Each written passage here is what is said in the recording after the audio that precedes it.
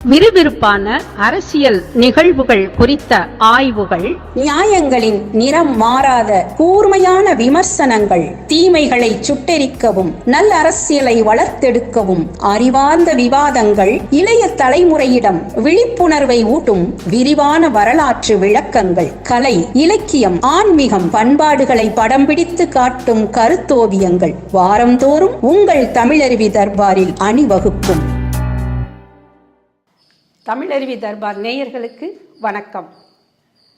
மகாபாரத கதைகள் எனும் புதிய நிகழ்வுக்காக உங்களை அன்போடு வரவேற்கிறேன். வணக்கம் ஐயா. வணக்கம் ஆசிரி. ஐயா, கதை கேட்கிறதுக்கு விரும்பாத மனிதர்களே இல்லை என்று சொல்லலாம்.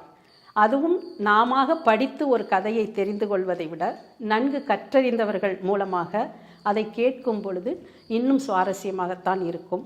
உலக மக்களிடையே பலராலும் கதைகள் படிக்கப்படுகின்றன. உலகம் முழுவதும் கதைகளும் எழுதப்படுகின்றன. இந்த கதாசிரியர்களும் பெரும் பேரும் புகழும் பெற்றவர்களாகவும் இருக்கிறார்கள். தமிழ்நாட்டில் கூட சரித்திர நாவல்கள், புதினங்கள், சிறுகதைகள் எல்லாம் எழுதப்பட்டு தான் வருகின்றன. நாவல்கள், சிறுகதைகள் எழுதுவது என்பது மிகவும் குறைந்து விட்டது. சிறுவர்கள் முதல் பெரியவர்கள் வரை கதை கேட்பதற்கு ஆவலாகத்தான் இருப்பார்கள். ஆனால் இந்த இயந்திரத்தனமான வாழ்க்கையில் கதைகளை படிப்பதற்கோ கேட்பதற்கோ நேரமில்லாமல் ஓடிக்கொண்டிருக்கிறார்கள். முன்பெல்லாம் நாம் நூலகங்களை தேடி சென்று கதைகளை படிப்பது வழக்கம். அதுவும் குறிப்பாக வார பத்திரிகைகளில் வருகின்ற சரித்திர நாவல்கள், சமூகம் சார்ந்த கதைகளெல்லாம் தொடர் கதைகளாக போடுவார்கள். அதை படிப்பதற்கு வாசகர்களிடையே நிறைய வரவேற்பு இருந்தது. சிறு குழந்தைகளுக்கு கூட தாய்மார்கள் கதைகள் சொல்லிதான் உணவு ஊட்டுவதும் உறங்க வைப்பதுமாக இருப்பார்கள். முன்பெல்லாம் எப்படி என்றால் தாத்தா பாட்டிகள் பேரன் பிள்ளைகளை எல்லாம் அழைத்து இரவு உணவுக்கு பின்னர் முற்றத்தில் அமர்ந்து இதிகாச புராண கதைகளை எல்லாம் சுவாரஸ்யமாக சொல்லி அதில் உள்ள கருத்துக்களை குழந்தைகளுக்கு எடுத்து சொல்வார்கள். ஆனால் இப்போது குழந்தைகள் என்ன செய்கிறார்கள் என்றால், தொலைக்காட்சியில் கார்ட்டூன் வடிவில் வருகின்ற இதிகாச புராண பக்தி கதைகளை எல்லாம் ஒரு வயதுக்கு வரை மட்டும் ஆர்வமுடன் பார்த்து கொண்டிருக்கிறார்கள். இளைஞர்களுக்கு அதை கேட்பதற்கும் படிப்பதற்கோ பார்ப்பதற்கோ சந்தர்ப்பமும் சூழலும் அமையாமல் போய்விட்டது. இந்த நிலையில் இன்றைய இளைஞர்கள் தங்களுடைய வாழ்க்கையில் நல்ல கதைகள் மூலமாக பண்புகளையும் தர்மத்தையும் அறத்தையும் எப்படி நாம் கற்றுக்கொள்வது என்பது பற்றி அதனுடைய அடிப்படையில்தான் மகாபாரத கதைகளிலிருந்து சில கதைகளை உங்களிடம் கேட்கலாம் என்று நினைக்கின்றேன். இந்த இதிகாச புராண கதைகள் எல்லாம் 2000 ஆண்டுகளுக்கு மேற்பட்டதாக இருந்தாலும் கூட அதை கேட்பதிலும் அதை தொலைக்காட்சியில் பார்ப்பதிலும் மக்கள் ஆர்வம் காட்டிதான் வருகிறார்கள். மகாபாரத கதை அனைவருக்கும் தெரிந்த கதைதான். ஆனாலும் கிளை கதைகள் இருக்கின்றன என்பது எத்தனை பேருக்கு தெரியும் என்று தெரியவில்லை. ராமாயணம் போல் மகாபாரதம் நேரிடையான கதை அல்ல. மகாபாரதத்தில் இந்த கிளை கதைகள் ஏன் புகுத்தப்பட்டது? இந்த கிளை கதைகள் மூலமாக மகாபாரதம் நமக்கு என்ன சொல்ல வருகிறது? கிளை கதைகள் ஏன் புகுத்தப்பட்டது? இந்த கிளை கதைகள் மூலமாக மகாபாரதம் என்ன சொல்ல வருகிறது என்பதை பற்றி நீங்கள் சொல்லுங்களேன். அதாவது வாசுகி, இந்தியாவின் பெருமைக்குரிய 2 இதிகாசங்கள் ராமாயணமும் மகாபாரதமும். ராமாயணம் என்பது உண்மையிலேயே நடந்த நிகழ்வுகளை பற்றி பேசுகிறதா? குருட்சேத்திரத்தில் உண்மையிலேயே பாண்டவர்களுக்கும் கௌரவர்களுக்கும் இடையே ஒரு போர் நடந்ததா? அதை பற்றி மகாபாரதம் பேசுவது உண்மையா என்றெல்லாம் இன்றைக்கும் பலவிதமான கேள்விகள் இருக்கத்தான் செய்கின்றன. ஆனால் இந்த 2 இதிகாசங்களும் முழுக்க மனித வாழ்வை செழுமைப்படுத்துவதற்கு, அறம் தழுவிய வாழ்வை முடிந்த வரையில் மக்கள் அனைவரும் ஏற்று நடப்பதற்கு ஒரு பாதையை வகுத்து கொடுத்திருக்கின்றன. அதை நாம் புரிந்து கொள்ள வேண்டும். அந்த கதைகள் மெய்யா பொய்யா என்பது குறித்து நாம் எந்த ஆய்வும் நடத்த வேண்டிய அவசியம் இல்லை. ராமாயணம் என்பது எதை அடிப்படையாக பேசுகிறது? மகாபாரதம் எதை அடிப்படையாக பேசுகிறது? ஒருவனுக்கு ஒருத்தி என்ற ஒரு பண்பு நலனை மிக அற்புதமாக அழுத்தம் திருத்தமாக அறிவுறுத்துவதை அடிப்படையாக கொண்டு இயங்குகிறது இராமாயணம். எவ்வளவு வலிமை மிக்கவனாக இருந்தாலும் அவன் மாற்றான் மனைவியின் மீது மையலுற்று அவளிடம் தகாத முறையில் நடக்கிற போது அவன் எந்த அளவுக்கு சீரழிந்து சிதைந்து போவான் என்று சொல்வதற்காக ஒரு ராவணனை பாத்திர படைப்பாக இராமாயணத்தில் நாம் பார்க்கிறோம். அதே போல் மகாபாரதத்தை எடுத்துக்கொண்டால் கௌரவர்கள் பாண்டவர்கள் இவர்களுக்கு இடையே நிலத்தை பங்கிட்டு கொள்வதில் தான் பிரச்சனையே வருகிறது. ஒட்டுமொத்த நிலத்தையும் விட்டுவிடாமல் ஆள வேண்டும் என்று ஆசைப்படுகிற துரியோதனன் ஒரு பக்கமும், முடிந்தவரையில் கிடைக்கக்கூடிய நிலங்களை வைத்துக்கொண்டு நாம் நம்முடைய அதிகாரத்தை செலுத்த முடியுமா என்று பார்க்கக்கூடிய பாண்டவர்கள் மறுபக்கமுமாக நாம் மகாபாரதத்தில் பார்க்கிறோம். ஆக பொதுவாகவே மனித இனத்தினுடைய மிக முக்கியமான சீரழிவுக்கு அடித்தளம் அமைக்கக்கூடியவை மண், பெண், பொன் ஆகிய மூன்றின் மீது இருக்கக்கூடிய அளப்பரிய ஆசை. எனவே அந்த ஆசைகளை அளவோடு வைத்து கொள்ளுகிற வரையில் பிரச்சனைகள் இல்லை. அளவற்று செல்லுகிற பொழுது என்னென்ன பிரச்சனைகள் வரும் என்பதையெல்லாம் அவற்றின் மூலம் தெரிந்து கொள்கிறோம். இப்பொழுது நீங்கள் அழகாக சொன்னீர்கள், இராமாயணம் என்பது ஒரு நேர்கோடாக நடந்து செல்லக்கூடிய ஒரு கதை போக்கு உடையது.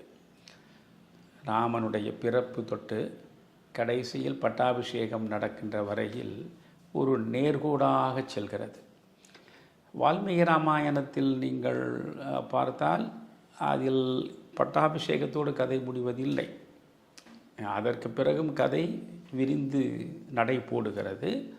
அந்த உத்தரகாண்டம் என்கிற பகுதியை கம்பன் தவிர்த்து விடுகிறான். முழுக்க முழுக்க பட்டாபிஷேகத்தோடு கதையை அவன் முடித்து விடுகிறான். இந்த இராமாயணம் நீங்கள் முதலிலிருந்து கடைசி வரையில் படிக்கிற பொழுது ஒரே நேர்கோட்டில் பயணிக்கிறது என்று சொன்னேனே, அதை நீங்கள் படிக்கிற பொழுதே அனுபவிக்கலாம். ஆனால் மகாபாரதத்தை நீங்கள் எடுத்துக்கொண்டால் மகாபாரதம் இராமாயணத்தை விட மிகவும் பெரியது. 1,00,000 ஸ்லோகங்களை கொண்டது மகாபாரதம். இராமாயணத்திலும் இடைச்செருகல்கள் இருக்கும், மகாபாரதத்திலும் இடைச்செருகல்கள் இருக்கும். நீங்கள் வான்மீகி எழுதிய இராமாயணம் எவ்வளவு, அதில் ஏதாவது அவரவர் கைவண்ணம் கலந்திருக்கிறதா என்பது ஒரு பக்கம். வியாசர் எழுதிய மகாபாரதம் அது 1,00,000 ஸ்லோகமும் அவர்தான் எழுதியதா அல்லது இடையிடையே செருகப்பட்டதா என்பதையெல்லாம் விட்டு விடுவோம். ஆனால் நமக்கு முன்னால் இருப்பது 1,00,000 ஸ்லோகங்களை கொண்ட மகாபாரதம். ஒரு விரிந்த கதை களத்தை அது கொண்டிருக்கிறது. நேரே கௌரவர் பாண்டவர்கள் பிறப்பு தொடங்கி அவர்களுடைய குருட்சேத்திர போருக்கு பின்னால் நடக்கக்கூடிய அழிவு வரையில் கதை ஒரே நேராக அவர்களை மட்டுமே சுற்றி செல்வதில்லை. இடையிடையே பார்த்தால் நிறைய கிளைக்கதைகள் இடம்பெற்றிருக்கின்றன. என்னுடைய நோக்கமே அந்த கிளைக்கதைகள் ஏன் மகாபாரதத்தில் எழுதப்பட்டிருக்கின்றன, அவற்றினுடைய நோக்கம் என்னவாக இருக்கும். ஒவ்வொன்றுக்குள்ளேயும் மனித மனத்தை செழுமைப்படுத்துவதற்கான சிந்தனை போக்கை நம்மால் நிச்சயமாக காண முடியும். இப்பொழுது உங்களுக்கு ஒன்று சொல்கிறேன். இந்த மகாபாரதத்தில் இந்த பாண்டவர்கள், கௌரவர்கள் இவர்களுக்கெல்லாம் முன்னோடியாக வாழ்ந்த மன்னன் யயாதி.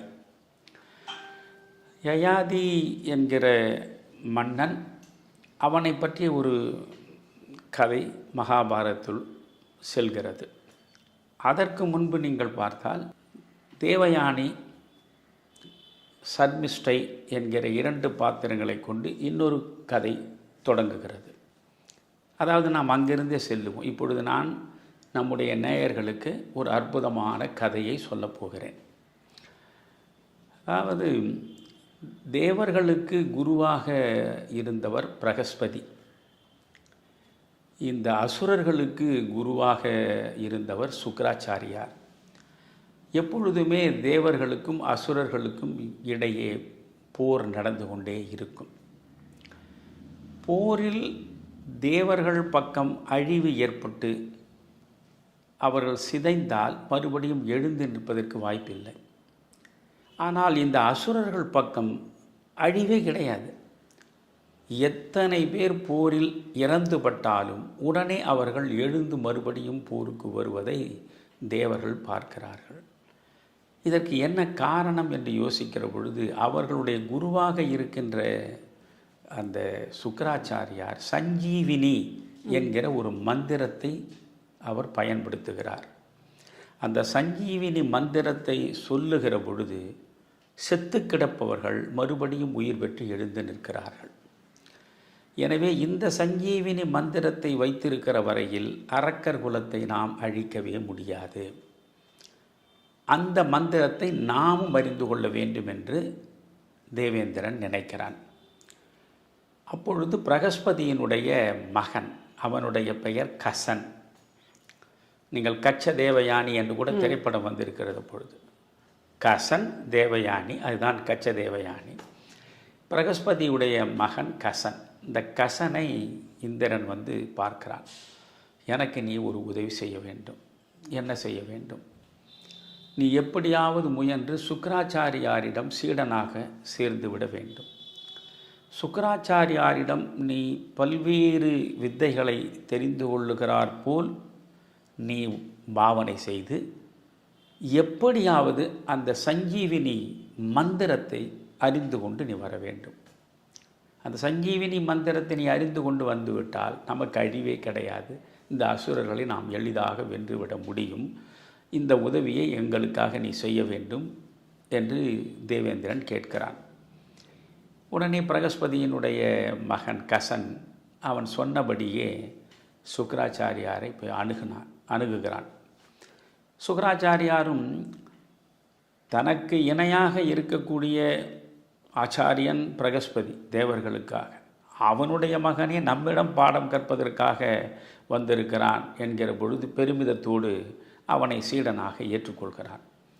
அதே நேரத்தில் சுக்கிராச்சாரியாருக்கு தெரியும், எதை வேண்டுமானாலும் இவனுக்கு நாம் சொல்லிக் கொடுக்கலாம், இந்த சஞ்சீவினி மந்திரத்தை மட்டும் மறந்தும் இவனுக்கு நாம் சொல்லிக் கொடுக்கக்கூடாது. அதை தவிர்த்து மற்ற அனைத்தையும் இவனுக்கு சொல்லிக் கொடுப்பது என்று முடிவெடுத்து இந்த கசனுக்கு அவர் எல்லா விதமான வித்தைகளையும் கற்றுக் கொடுக்கிறார். சுக்கிராச்சாரியாருடைய பலவீனம் என்பது அவர் மகள் மீது வைத்திருக்கின்ற எல்லையற்ற பாசமும் பற்றும் தான். ஒவ்வொரு மனிதனுக்கும் எங்கோ ஒரு இடத்தில் ஒரு பலவீனம் இருக்கும்.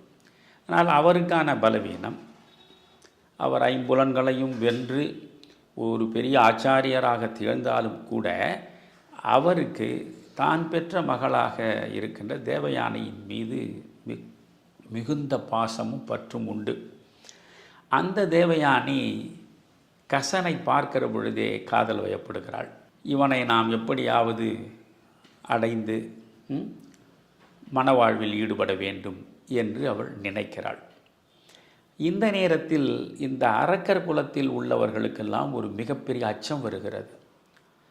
எதனால் தேவர்களின் குருவாக இருக்கிற பிரகஸ்பதியின் மகன் இங்கே வந்து நம்முடைய ஆச்சாரியாரிடம் பாடம் கற்கிறான்? என்றாவது ஒரு நாள் மறந்த நிலையில் இந்த சஞ்சீவினி மந்திரத்தை நம்முடைய சுக்கிராச்சாரியார் சொல்லிவிட்டால் அத்தோடு நம் கதை முடிந்துவிடும்.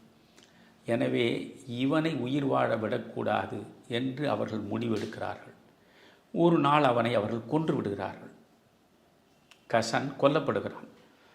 கசன் கொல்லப்பட்டதை காணச் சகியாத தேவயானி தன்னுடைய தந்தை சுக்கிராச்சாரியாரிடம் வந்து கண்கலங்கி நிற்கிறாள்.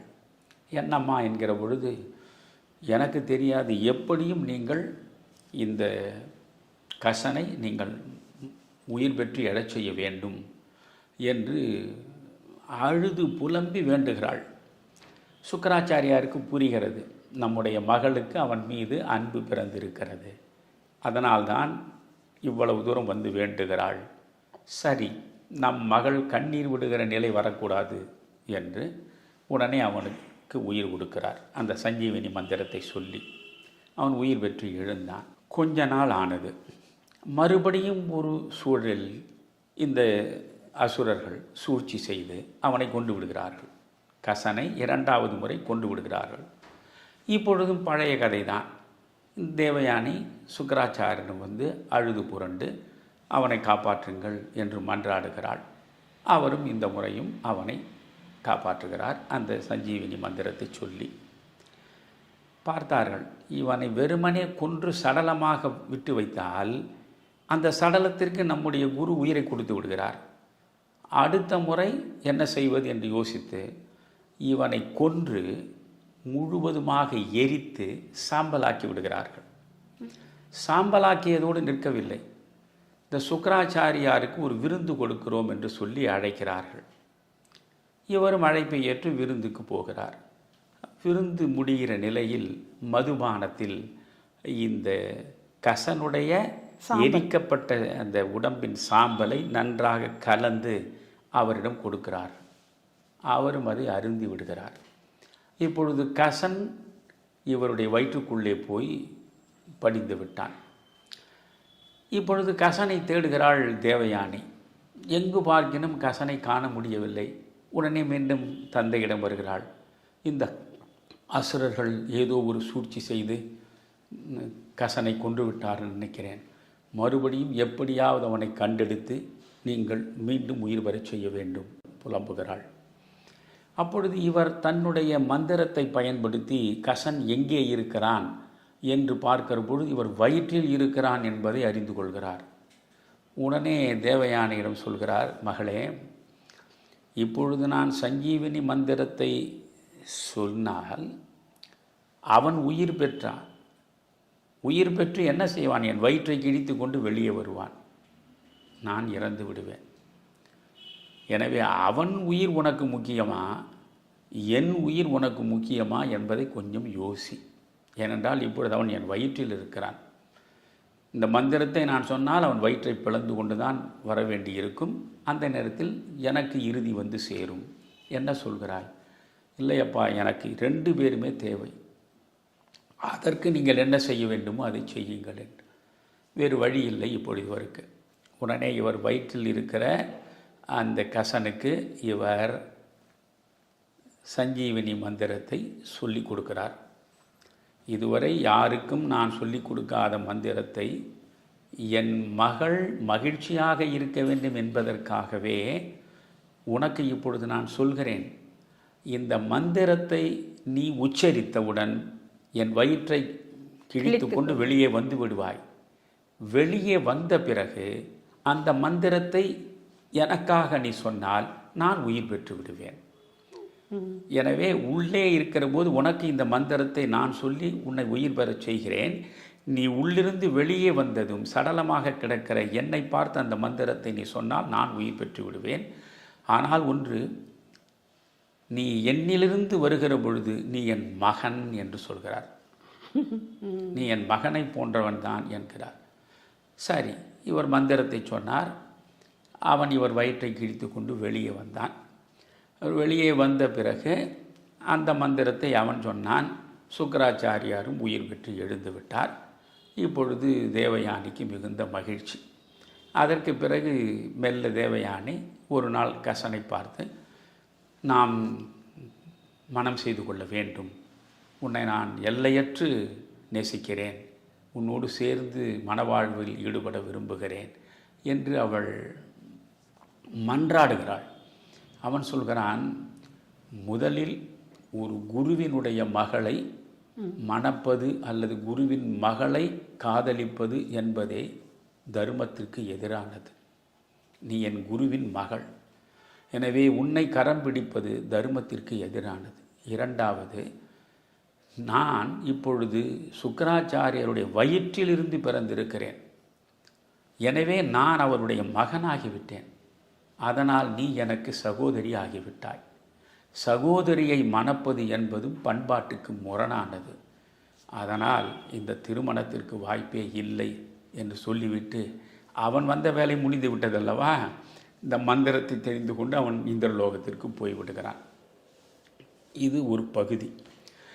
இதற்கு பிறகு இந்த சுக்கராச்சாரியார் இருக்கக்கூடிய அந்த ராஜ்யம், அந்த அரசு அதை ஆளக்கூடிய ஒரு மன்னன், சுக்கராச்சாரியாரை குருவாக ஏற்றுக்கொண்டிருக்கக்கூடிய அந்த அரக்கர் உலகத்தினுடைய மன்னனுடைய பெயர் விருஷபர்வா.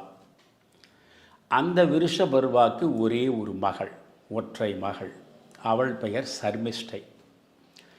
இந்த சர்மிஷ்டையும் தேவயானியும் தோழிகள். இவர்கள் அத்தனை பேரும் ஒரு நாள் ஒரு குளத்திலே போய் நீராடுகிறார்கள். அப்படி நீராடுகிற நிலையில் இந்த யயாதி என்கிற அரசன், அவன்தான் இந்த பாண்டவர்களுக்கெல்லாம் முற்பட்ட அந்த குலத்தினுடைய முந்தைய மன்னனாக திகழ்ந்தவன். அந்த யயாதி வேட்டையில் ஈடுபடுவதில் நாட்டம் உள்ளவன். அவன் வேட்டைக்காக வருகிறான்.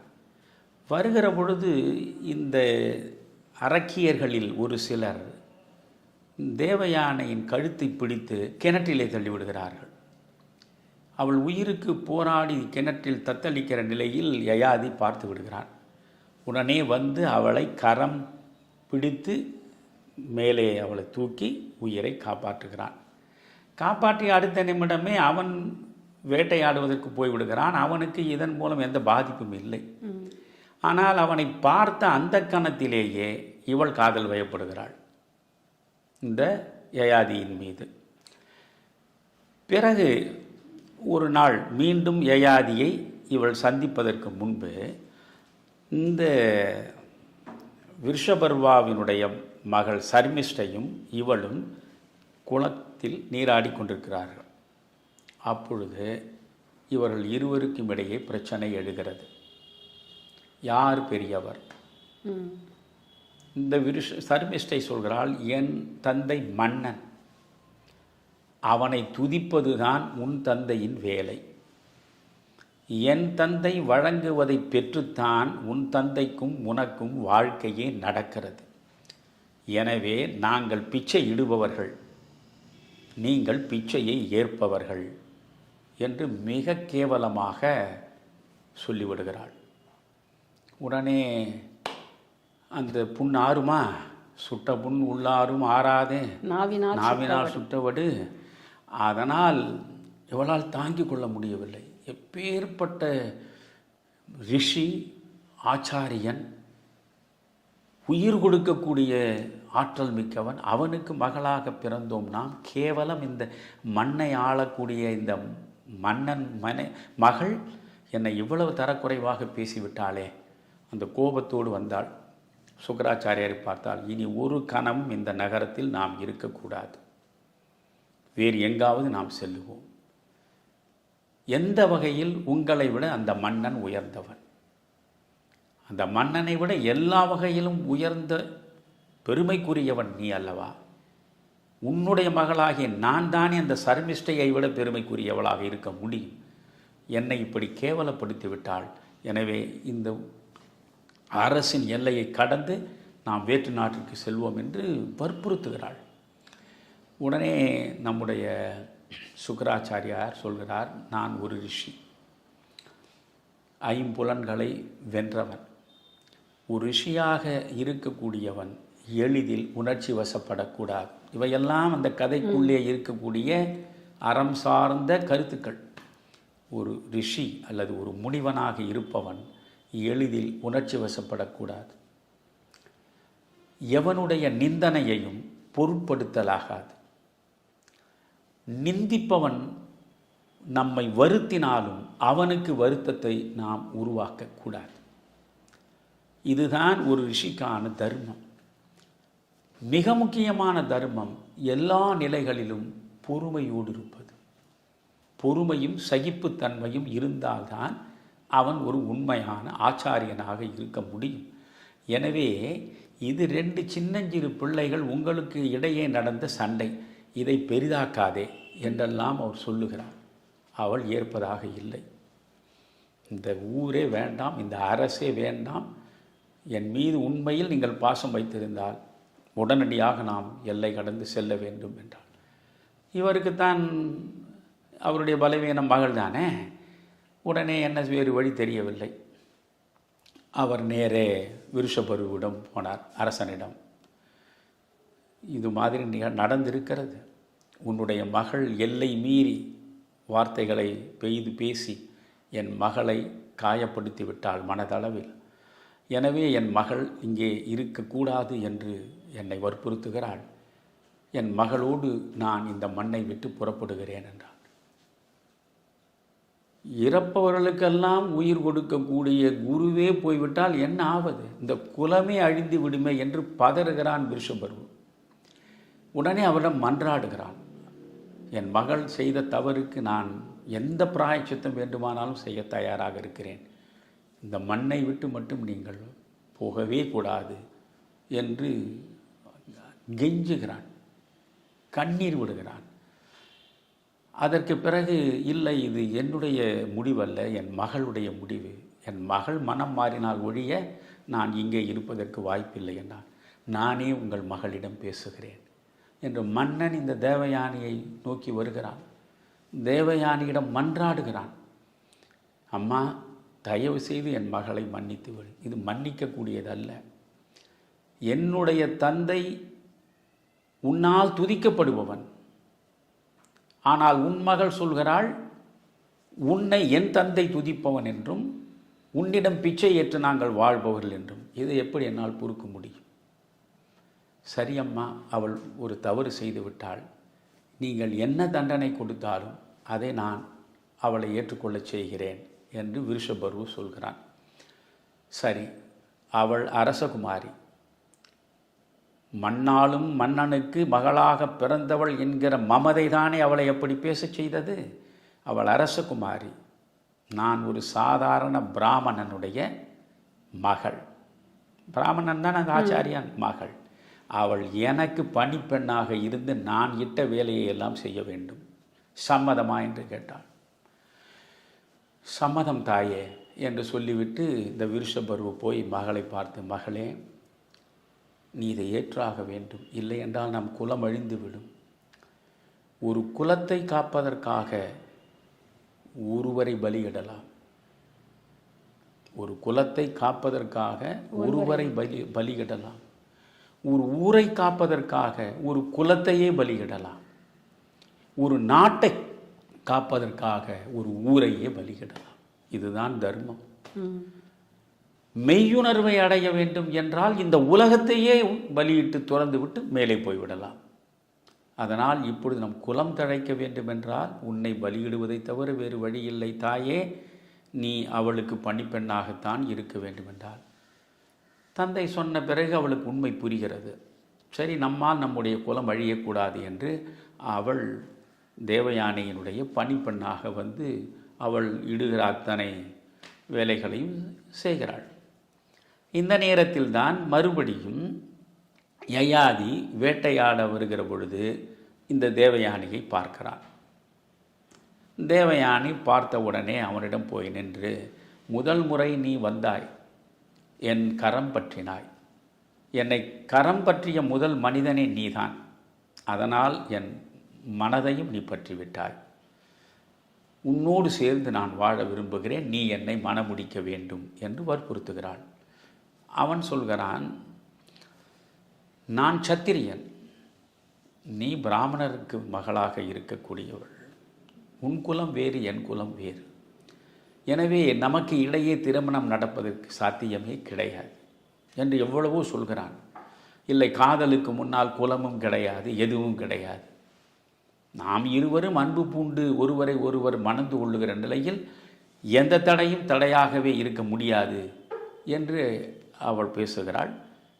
வேறு வழி இல்லாமல் யயாதி சொல்கிறான், உன்னுடைய தந்தை இசைந்தால் நான் உன்னை மணந்து கொள்கிறேன் என்றான். இவள் நேரே போய் தந்தையிடம் சொல்கிறாள். தந்தைக்குத்தான் பலவீனம் மகள் தானே, உடனே அவள் ஆசைப்படுவதைத்தானே அவர் செய்வார், அவ்வளவு தானே திருமணம் செய்து கொள்ளுங்கள் என்றார். 2 பேருக்கும் திருமணம் நடந்தது. இங்கிருந்து யயாதியினுடைய அரண்மனைக்கு போக வேண்டும். இந்த தேவயானை என்ன செய்கிறாள், என்னோடு என் பணிப்பெண்ணாக இருக்கக்கூடிய இந்த சர்மிஷ்டையும் வர வேண்டும் என்று சொல்கிறாள். சரி, சர்மிஷ்டையும் அழைத்து கொண்டு செல்லுங்கள் என்று சொல்லுகிற பொழுதே மனித மன உணர்வுகளை முற்றாக அறிந்து வைத்திருப்பவன் தானே ஆச்சாரியன். எனவே சுக்கராச்சாரியன் யயாதியை தனியாக கூப்பிட்டு, யயாதி, என் மகள் விருப்பத்திற்காக குலதர்மத்தை கூட நான் பொருட்படுத்தவில்லை. உனக்கு அவளை மனைவியாக்கி விட்டேன். அவளுடைய பணிப்பெண்ணோடு அவள் வருகிறாள். அந்த சர்மிஷ்டை வெறும் வேலைக்காரி இல்லை, அவள் இளவரசி. எனவே அவளுக்கு உகந்த மரியாதையை உன்னுடைய அரண்மனையில் நீ வழங்க வேண்டும். அதே நேரத்தில் உனக்கு நான் சொல்வதை மறவாமல் நினைவில் வைத்துக்கொள். அவளை எந்த நிலையிலும் நீ தனியாக பார்க்கக்கூடாது. அவளோடு நின்று நீ பேசக்கூடாது. உன் விரல் கூட அவளை தீண்டக்கூடாது. உங்களுக்கு இடையே எந்த உறவும் உருவாகக்கூடாது. இது குருவினுடைய கட்டளை என்று சொன்னான். அதில் ஒரு பிரச்சனையும் இல்லை என்று சொல்லிவிட்டு இவன் தேவயானியை அழைத்து கொண்டு போனான். தேவயானிக்கு பின்னாலே பணிப்பெண்ணாக இளவரசி சர்மிஷ்டையும் போனாள். யயாதியும் தேவயானியும் மகிழ்ச்சியாக குடும்பம் நடத்துகிறார்கள். இவர்களுக்கு 2 ஆண் பிள்ளைகள் பிறக்கின்றன. இந்த தேவயானிக்கு யயாதியின் மூலம் 2 ஆண் பிள்ளைகள் பிறந்து வளர்கின்றன. அதே நேரத்தில் சர்மிஷ்டை அவள் ஒரு பிள்ளையை பெறுகிறாள். திருமணமாகாமலே. ஆமாம், அவளுக்கு திருமணம் ஆகலை, ஆனால் ஒரு பிள்ளையை பெறுகிறாள். இது எப்படி? இவளுக்கு சந்தேகம் வருகிறது தேவயானைக்கு. சர்மிஷ்டை பார்த்து கேட்கிறாள், நான் என் கணவன் யயாதி முறைப்படி மணந்து கொண்டு அவன் மூலமாக 2 பிள்ளைகளை பெற்றிருக்கிறேன். நீ இப்பொழுது பிள்ளையை பெற்றிருக்கிறாயே, எப்படி என்று கேட்கிறாள். இல்லை, நான் ஒரு வனத்தில் ஒருவனை பார்த்து அவனிடம் நெஞ்சை பறி கொடுத்து அவன் மூலமாக நான் பிள்ளை பெற்றேன் என்று சொல்லிவிடுகிறாள். சரி போகட்டும், யயாதியோடு இல்லை அல்லவா, சரி போகட்டும் என்று விட்டு விடுகிறாள். இப்படியே பார்த்தால் கொஞ்ச நாட்கள் ஓடுகின்றன.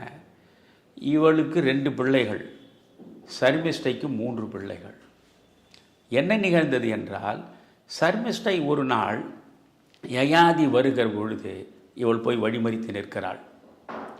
நின்று சொல்கிறாள், நான் இளவரசி, என் விதிவசம் நான் இவளுக்கு பணிப்பெண்ணாக வந்திருக்கிறேன். நான் ஒழுக்கம் நிறைந்தவள், உண்மையானவள். முதற் பார்வையிலேயே உன் மீது நான் அன்பு கொண்டு விட்டேன். அவள் எப்படி குழந்தையை பெற்றாளோ அதே போல் உன் மூலம் நான் குழந்தையை பெற வேண்டும் என்று ஆசைப்படுகிறேன் என்று இவள் சொல்கிறான். உடனே அவன் சொல்கிறான், குரு எனக்கு இட்ட கட்டளையை உனக்கு தெரியுமா? உன்னோடு தனியாக பேசக்கூடாது, உன்னை தொடக்கூடாது, உன்னோடு உறவு வைத்து கொள்ளக்கூடாது என்றெல்லாம் ஏற்கனவே எச்சரிக்கை கொடுத்துத்தான் அனுப்பி வைத்திருக்கிறார். நீ என்னோடு சேர்ந்து ஒரு குழந்தையை பெற்றுக்கொள்ள வேண்டும் என்று நினைக்கிறாயே, நடக்காது. நான் ஏற்கனவே வாக்குறுதி வழங்கிவிட்டேன் என்கிறான். மகாபாரத்தை படிக்கும்போது இவற்றையெல்லாம் படிக்கணும். அப்பொழுது அவள் சொல்கிறாள், வாக்குறுதி வழங்கினாயா? பொய் சொன்னாய். இப்பொழுது அந்த வாக்குறுதியை மீறினால் அது பொய் என்று தானே பொருள்படும். நான் உங்களுக்கு சொல்கிறேன், ஒருத்தியை காதலித்து அவளை மணமுடிக்க வேண்டும் என்றால் தாராளமாக பொய் சொல்லலாம். ஆபத்து காலத்தில் உன் உயிரை காப்பாற்றிக் கொள்ள வேண்டும் என்றால் தாராளமாக பொய் சொல்லலாம். உன் சொத்து முழுவதும் பறிபோய்விடக்கூடிய ஒரு நிலை வருகிறது, அந்த நிலையில் நீ ஒரு பொய் சொல்ல வேண்டும் என்றால் தாராளமாக நீ பொய் சொல்லலாம். இதுபோன்று தர்மத்திலேயே சில விதிவிலக்குகள் இருக்கின்றன. அதனால் திருமணம் செய்து கொள்வதற்கு ஒரு பொய்யை சொல்வது பொய்யாகாது, அது பாவமும் ஆகாது என்றெல்லாம் இவள் அவனுக்கு தர்மோபதேசம் நடத்துகிறாள். அவனுக்கு ஏற்கனவே இவள் மீது ஒரு கண் இருக்கிறது, யயாதிக்கு. கதை இப்பொழுது அங்கிருந்து தான் போகிறது. அதனால் உடனடியாக அவன் சொன்னான், இல்லை இல்லை, எனக்கே உன்னை பார்த்த முதல் தருணத்திலேயே உன் மீது நாட்டம் வந்துவிட்டது.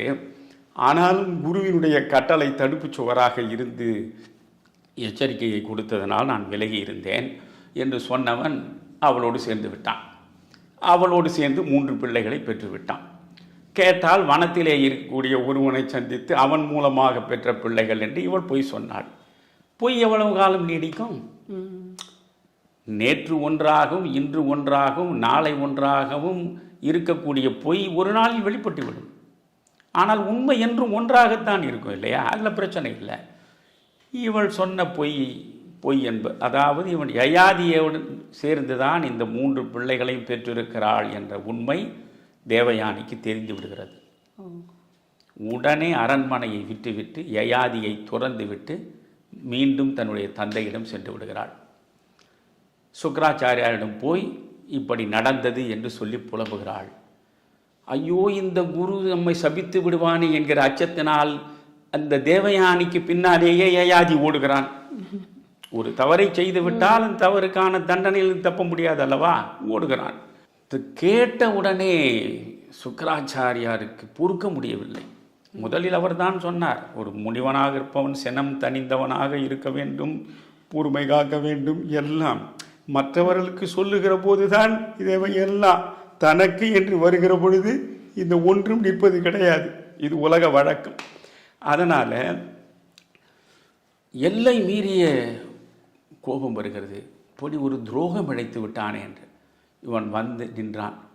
என்னை மன்னித்து விடுங்கள் குருவே என்றான். இல்லை, இந்த இளமை திமிர்தானே உன்னை எவ்வளவு தூரம் தவறாக நடக்க செய்தது. இந்த கணத்திலிருந்து நீ முதுமை அடைகிறாய், இளமை உன்னை விட்டு விலகி விடுகிறது, நீ முதுமை அடைந்து விட்டாய், கிழவனாகி விட்டாய் என்று சபித்து விட்டான். உடனே அவன் பார்க்கிறான், ஐயோ, இன்னும் எவ்வளவோ இன்பங்களை நாம் அடைய வேண்டும் என்று ஆசையாக இருக்கிறோமே, இப்பொழுதே நம்மை முதுமை கோலத்தில் கொண்டு வந்து நிறுத்திவிட்டானே என்று நினைக்க அவனால் தாங்க முடியவில்லை. உடனே குருவின் கால்களில் விழுந்து, எப்படியாவது எனக்கு நீங்கள் இதற்கு ஒரு மாற்று சொல்லுங்கள், நான் இந்த உலகத்தின் பல்வேறு இன்பங்களை அனுபவிக்க வேண்டும் என்ற விருப்பத்தோடு இருப்பவன். அதனால் இந்த இளமையை இழந்துவிட்டு நான் என்ன செய்ய முடியும்? ஒரு அரசனாக இருக்கக்கூடிய நான் முதுமை கோலத்திலேயே முடிந்து போவதா? தயவு செய்து இதற்கு ஒரு மாற்று சொல்லுங்கள். உடனே சுக்ராச்சாரியார் மனமிறங்கி சொல்கிறார், ஒன்றுமில்லை, யாராவது ஒரு இளைஞன் உன்னுடைய முதுமையை பெற்றுக்கொண்டு அவன் இளமையை உனக்கு தருவதானால் அதை நீ ஏற்றுக்கொள்ளலாம், எனக்கு அதில் ஆட்சேபனை இல்லை என்கிறார். உடனே யயாதி சொன்னான், யாரோ ஒரு இளைஞனிடம் போவதை விட எனக்கு தேவயானி மூலம் 2 பிள்ளைகள் இருக்கிறார்கள், சர்மிஷ்டை மூலம் 3 பிள்ளைகள் இருக்கிறார்கள். இந்த 5 பிள்ளைகளில் யாராவது ஒரு பிள்ளை இளமையை எனக்கு தந்து முதுமையை ஏற்றுக்கொண்டால் அவனையே நான் அரசு கட்டிலில் அமரச் செய்து அவனுக்கே நான் முடிசூட்டி விடலாம் என்று நினைக்கிறேன், அதற்கு நீங்கள் ஆசி வழங்க வேண்டும் என்றான். என் மகளுக்கு பிறந்தாலும் சரி, நீ சர்மிஷ்டைக்கு மகனாக பிறந்திருந்தவனாக இருந்தாலும் சரி, உன் விருப்பத்தை நிறைவேற்றினால் அவனுக்கு நீ ஆட்சியை வழங்குவதில் எனக்கு எந்த ஆட்சேபனையும் இல்லை என்று அவர் சொல்லிவிடுகிறார். இவன் நேரே வந்தான், 5 பிள்ளைகளையும் பார்த்தான். 5 பிள்ளைகளும் வரிசையாக நிற்கிறார்கள். இவ்வளவு பறந்து விரிந்த சாம்ராஜ்யத்தினுடைய சக்கரவர்த்தி நான். ஆனால் உங்களிடம் நான் ஒரு யாசகம் கேட்கிறேன். உங்கள் 5 பேரில் யார் உங்களுடைய இளமையை எனக்கு கொடுத்து என்னுடைய முதுமையை பெற்றுக்கொள்ள தயாரோ அவர்களுக்கு இந்த அரசு முழுவதும் சொந்தம், அவருக்கு நான் முடிசூட்டி விடுகிறேன் என்று சொல்கிறான். தேவயானையின் 2 பிள்ளைகளும் மறுத்து விடுகிறார்கள். சர்மிஷ்டையின் பக்கம் பார்க்கிறான். 3 பிள்ளைகளில் முதல் 2 பிள்ளைகளும் மறுத்து விடுகிறார்கள். கடைசி மகன், 5வது மகன், அவன்தான் பூரு வம்சம் என்று பிறகு சொல்வார்கள். பூரு சொல்கிறான், தந்தையே, உங்கள் விருப்பப்படி உங்கள் முதுமையை நான் ஏற்றுக்கொள்கிறேன், என் இளமையை உங்களுக்கு தாரை வார்க்கிறேன் என்று சொல்கிறான். எப்படி உன்னால் மட்டும் இந்த முடிவுக்கு வர முடிந்தது என்று யயாதி கேட்கிறான். தந்தை குருவுக்கு சமமானவர். குருவின் கட்டளையை எப்படி மறுக்கக்கூடாதோ அது போன்றுதான் தந்தையின் விருப்பத்திற்கு மாறாக ஒரு மகன் நடக்கக்கூடாது. தந்தையின் விருப்பத்தை ஏற்று அப்படியே நடப்பதுதான் ஒரு மகனுக்கான தார்மீக கடமை. எனவே உங்கள் விருப்பம் நீங்கள் இளமை கோலத்தோடு இருக்க வேண்டும் என்பது, அந்த விருப்பம் நிறைவேறுவதற்கு துணையாக இருந்தால்தான் உண்மையில் நான் உங்களுக்கு மகனாக இருக்க முடியும். எனவே இதில் எனக்கு ஒரு பிரச்சனையும் இல்லை என்றான். அவனை ஆறத் தழுவி அரவணைத்து அவனுடைய இளமையை இவன் பெற்றுக்கொண்டு இவனுடைய முதுமையை அவனுக்கு வழங்கி காலம் ஓடிக்கொண்டிருக்கிறது. இதுதான் இப்பொழுது கதைக்கான முக்கியமான கரு. காலம் ஓடுகிறது. இவனும் எல்லையற்ற இன்பங்களில் ஈடுபட்டு கொண்டே இருக்கிறான்.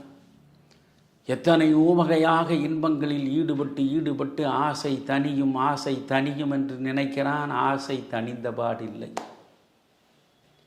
கால ஓட்டத்தில் இவனுடைய உடல் சார்ந்த காமம் கூடுகிறதே தவிர அது குறையவில்லை. இவனுடைய ஆசை தணியவில்லை. பிறகு அவன் யோசிக்க தொடங்குகிறான். ஒரு ஆசையை அனுபவிப்பதன் மூலமாக அதை முடித்துவிட முடியாது. நமக்கு ஒரு ஆசை எழுகிறது, அந்த ஆசையை அனுபவித்து அந்த ஆசையை முடித்து விடுவது, முற்றுப்புள்ளி வைப்பது என்றால் முடியாது.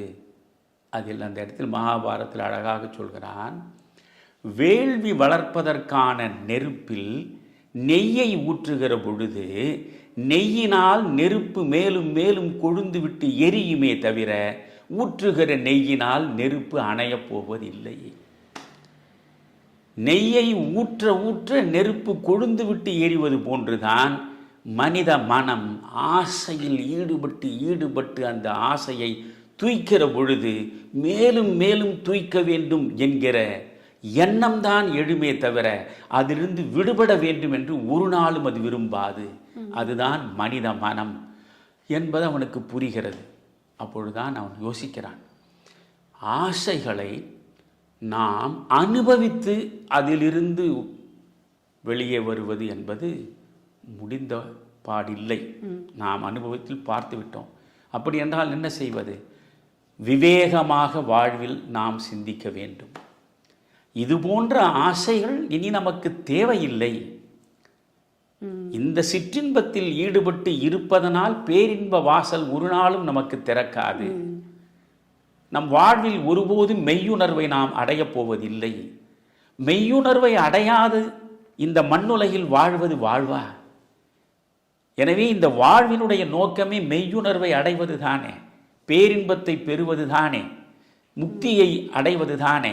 அது முடியாமல் இது தடுக்கும் என்றால் இதிலிருந்து விடுபடுவதற்கு என்ன செய்ய வேண்டும்? விவேகத்தோடு நாம் சிந்திக்க வேண்டும். விவேகத்தோடு நாம் சிந்திக்கிற நிலையிலேதான் இந்த ஆசையிலிருந்து விடுபட்டு வெளியேற முடியுமே தவிர ஆசைகளில் ஈடுபட்டு அந்த ஆசைகளை அனுபவித்து ஒரு நாள் சலித்து போகும் என்று நினைத்தால் அது ஒருபோதும் சலிக்காது என்ற உண்மை அவனுக்கு புரிந்து விடுகிறது. உடனே பூருவை அழைக்கிறான். மகனே, எவ்வளவோ ஆசைகள், எவ்வளவோ விருப்பங்கள், எவ்வளவோ இன்பங்களை அடைய வேண்டும் என்ற தாகமும் தவிப்புமாக உன்னுடைய இளமையை நான் பெற்று என்னுடைய முதுமையை உனக்கு வழங்கிவிட்டு எல்லா இன்பங்களையும் துய்த்து பார்த்தேன். எந்த ஒன்றிலும் நிறைவு இல்லை. போதும் என்ற எண்ணமும் வரவில்லை, சலிப்பே வரவில்லை. அப்படி என்றால் இப்படியே நீண்டு கொண்டே போனால் எப்பொழுதுதான் நாம் இதிலிருந்து விடுபடுவது என்று யோசிக்கிற போது ஆசையை அனுபவிப்பதன் மூலம் ஆசைக்கு முற்றுப்புள்ளி வைக்க முடியாது என்ற உண்மையை நான் உணர்ந்து விட்டேன் மகனே. எனவே என்னுடைய இளமையை மீண்டும் நீயே பெற்றுக்கொள். உன்னிடம் நான் வழங்கிய முதுமையை எனக்கு நீ வழங்கிவிடு என்று சொல்லி இளமையை அவனுக்கு கொடுத்து ஏற்கனவே வாக்குறுதி வழங்கியபடி அவனை சிம்மாசனத்தில் அமரச் செய்து முடிசூட்டிவிட்டு இவன் கானகத்திற்கு போகிறான். கானகத்திற்கு போய் இந்த கதையில் 2 முக்கியமான கருத்து இருக்கிறது. கானகத்திற்கு போகிறான். போனவன் 30 ஆண்டு காலம் தண்ணீரை மட்டும் அருந்திவிட்டு கடும் தவம் இயற்றுகிறான். மெய்ப்பொருளை நாடுவது, பேரின்ப நிலையை அடைவது, சிற்றின்பத்திலிருந்து விடுபட்டு வெளியே வந்திருக்கிறானே. 30 ஆண்டுகள் கடும் தவம் இயற்றுகிறான், தண்ணீர் மட்டும் குடித்துவிட்டு. பிறகு 1 ஆண்டு முழுவதும் தண்ணீரையும் தவிர்த்து விட்டு மிக மிக கடுமையான தவத்தில் அவன் ஈடுபடுகிறான். அதற்கு பிறகு பஞ்சாக்கினி தவத்தில் அவன் ஈடுபடுகிறான். பஞ்சாக்கினி தவம் உங்களுக்கு தெரியும். 4 பக்கமும் நெருப்பு, அதற்கு நடுவே நிற்க வேண்டும், மேலே சூரியன், அது 5வது அக்கினி. ஆக இந்த பஞ்சாக்கினி நடுவில் நின்று மிக கடுமையான தவத்தில் ஈடுபட்ட நிலையில் மேலிருந்து தேவேந்திரனை வந்து விடுகிறான். இப்படி ஒரு கடும் தவத்தை செய்து நான் பார்த்ததில்லை. எனவே நீ இந்திரலோகத்திற்கு வா என்று அவனை அழைத்து கொண்டு போய்விடுகிறான். இந்திரலோகத்திற்கு போனானா இங்கே தான் இன்னொரு செய்தியோடு கதை முடிகிறது. முதலில் ஆசை அனுபவிப்பதன் மூலமாக அடங்கி போவதில்லை. நீங்கள் ஆசையிலிருந்து விடுபட்டு விவேகத்தோடு வெளியே வருவதுதான் வழியே தவிர, ஆசைக்குள்ளேயே நீங்கள் அலைபாய்ந்து அனுபவித்து அனுபவித்து அதிலிருந்து நான் ஒரு நாள் சலித்து வெளியே வர முடியும் என்றால் அதற்கு வழி இல்லை என்பது முதலில் நமக்கான கருத்து அந்த கதையில் இருக்கிறது. இப்பொழுது மேலே போய்விட்டான், இந்திரலோகத்தில் இருக்கிறான். இந்திரனும் இவனும் நிறைய கருத்துக்களை பரிமாறிக்கொள்கிறார்கள். அப்பொழுது ஒரு முறை இந்திரன் யயாதியை பார்த்து கேட்கிறான், யயாதி, இவ்வளவு கடுமையான தவம் இயற்றினீர்களே, உங்களுக்கு சமமாக அப்படி ஒரு கடும் தவம் இயற்றியவன் வேறு யாராவது இருக்கிறானா என்று கேட்டான். உடனே யயாதி சொல்கிறான், எனக்கு சமமாக இப்படி ஒரு கடும் தவத்தை நேற்று வரை இயற்றியவனும் இல்லை, இனி ஒருவன் இயற்றப் போவதும் இல்லை. இது நான் மட்டுமே சாதித்த சாதனை என்று சொன்னான். உடனே இந்திரன் பார்த்தான், இந்த கர்வம் ஒரு மனிதனை சீரழிப்பதே ஆணவம் என்பதுதான். அதுதானே பிறக்கும் போதே சேர்ந்து பிறப்பது சகஜமலம் ஆணவம். அந்த எவ்வளவு ஆணவம் இவனுக்கு இருக்கிறது. நேற்று வரையிலும் ஒருவனும் இது போன்று கடுந்தவம் இயற்றியதில்லை, நாளையும் இன்னொருவன் இது போன்று கடுந்தவம் இயற்றப் போவதில்லை. நான் என்ற ஆணவத்தோடு பேசிய அந்த கணமே அவனை தேவலோகத்திலே இருந்து கீழே தள்ளி விடுகிறான். மறுபடியும் இவன் பூலோகத்திற்கு வந்து விழுகிறான். முனிவர்களுக்கு இடையே இருந்து அவருடைய உபதேசங்களை எல்லாம் கேட்டு இவன் பிறகு முக்தி அடைகிறான். கதை முடிகிறது. இந்த கதையில் நாம் புரிந்து கொள்ளக்கூடிய மிக முக்கியமான செய்தி என்ன? ஒன்று, ஆசை துறக்க வேண்டும். ஆசைகளை மேலும் மேலும் அனுபவித்து நிச்சயமாக, அதாவது ஆசை என்பதை நீங்கள் அனுபவித்து அதிலிருந்து வெளியே வர முடியாது. விவேகத்தோடு செயல்பட நீங்கள் இருக்கும் வரை ஆசை உங்களோடு தான் இருக்கும். புரிகிறதா? அதனால நீங்கள் ஆசையிலிருந்து விடுபடுவதற்கு எதை பயன்படுத்த வேண்டும்? விவேகத்தை பயன்படுத்த வேண்டும். அந்த விவேகம் என்பதுதான் முக்கியமானது. மனிதர்கள் விவேகிகளாக மாறினால் ஒழிய ஆசையிலிருந்து விடுபட முடியாது என்பது ஒன்று. எவ்வளவு உயர்ந்த நிலையில் சென்றாலும் நான் என்ற ஆணவம் உங்களுக்குள்ளே இருந்து அது உங்களை அலைக்கழிக்குமானால் அந்த கணமே நீங்கள் சிறுமையுற்று விழுந்து விடுவீர்கள். எனவே எந்த நிலையிலும் நான் என்ற ஆணவம் கொள்ளல் ஆகாது. எனக்கு சமமாக எவனும் கிடையாது என்ற எண்ணம் உள்ளுக்குள் இருக்கக்கூடாது என்ற இரண்டு மிக முக்கியமான செய்திகள் இந்த ஒரு யயாதி கதையில் நாம் காண கிடைக்கின்றன அல்லவா? இந்த நீங்கள் டாக்டர் ராதாகிருஷ்ணனே சொல்கிறார், மகாபாரதம் எப்பொழுது நிகழ்ந்தது என்று பார்த்தால் அவரவர் ஒவ்வொரு கணக்கை சொல்லுவார்கள். ஆனால் அறிவியல் ரீதியாக ஆய்வு செய்து பார்த்தாலும் 2500 ஆண்டுகளுக்கு முற்பட்ட இது மகாபாரதம். அப்படி என்றால் 2500 ஆண்டுகளுக்கு முன்னாலேயே நீங்கள் மனதை எப்படி வைத்து கொள்ள வேண்டும், ஆசை வலையில் விழாமல் எப்படி உங்களை காத்து கொள்ள வேண்டும், ஆசையை தொடர்ந்து அனுபவித்து நீங்கள் அதற்குள்ளேயே மூழ்கிவிட்டால் நீங்கள் ஒரு காலம் வெளியே வரவும் முடியாது, முக்தி அடைய முடியாது, பேரின்பத்தை பெற முடியாது. அதனால் ஆசைப்படுகிற நிலையில் நீங்கள் அதைத்தான் வேதாத்திரி மகரிஷி ஒரு வரி சொல்லுவார், ஆசைகளை சீரமைத்துக் கொள் என்கிறார். ஆசையே கூடாது என்பதல்ல, சீரமைத்து கொள்ள வேண்டும். ஆசை சீராக இருக்கிற வரையில் உங்களுக்கு எந்த அழிவும் இல்லை. ஆசை வரம்பிகந்து போகுமானால் நீங்கள் வாழ்விழந்து போவீர்கள் என்பதை இது பாடமாக தருகிறது அல்லவா? 2500 ஆண்டுகளுக்கு முன்னாலேயே மனித குலத்துக்கு மகாபாரதம் வழங்கி இருக்கிற மிக முக்கியமான பாடம் இது. ஆசை துயரங்களுக்கு காரணம் என்று புத்தன் சொன்னதையே பேசி கொண்டிருக்கிறோமே, அதற்கு கதையாக இதை இப்பொழுது நீங்கள் பார்க்கலாம். ஆணவம் என்பது வந்தால் எந்த உயர் நிலையில் இருந்தாலும் கீழே நீங்கள் அங்கே இருந்து விழுவீர்கள் என்பது இரண்டாவது கருத்து. ஆக மகாபாரதத்திற்குள் எத்தனையோ கிளைக்கதைகள் இருக்கின்றன. ஒவ்வொரு கிளைக்கதைக்குள்ளேயும் மிக ஆழமான வாழ்வியல் சார்ந்த ஒரு பேருண்மை புதைந்து கிடக்கிறது. அந்த பேருண்மை புதையல்களை நான் தோண்டி துருவி எடுத்து ஒவ்வொன்றாக நம்முடைய நேயர்களுக்கு வழங்க வேண்டும் என்று விரும்புகிறேன். அந்த விருப்பத்தில் விளைந்தது தான் இப்பொழுது நாம் தொடங்கி வைத்திருக்கின்ற இந்த புதிய தொடர். கற்றலில் கேட்டல் நன்று என்பது பழமொழி. அதுபோல செல்வத்துள் செல்வம் செவிச்செல்வம், அச்செல்வம் செல்வத்துள் எல்லாம் தலை என்பது வள்ளுவர் வாக்கு.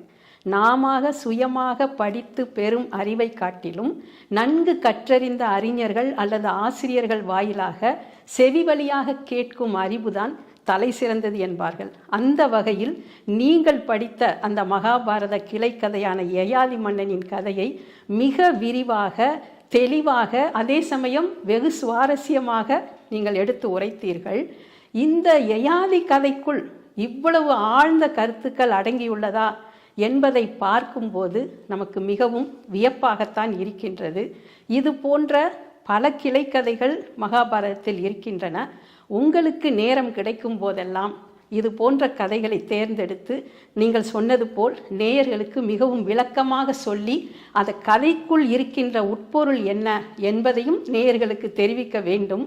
இன்று சொன்ன இந்த யயாதி கதையின் சுருக்கம் என்று எடுத்துக்கொண்டால், சிற்றின்பங்களின் நிலையற்ற தன்மையையும் ஆசைகளை அழித்து எப்படி முக்தியை அடைவது என்பதன் முக்கியத்துவத்தையும் உணர்த்துகின்றன. மிக்க அழகாக எடுத்துரைத்தீர்கள் ஐயா. வணக்கம், நன்றி. ரொம்ப மகிழ்ச்சி வாசகி.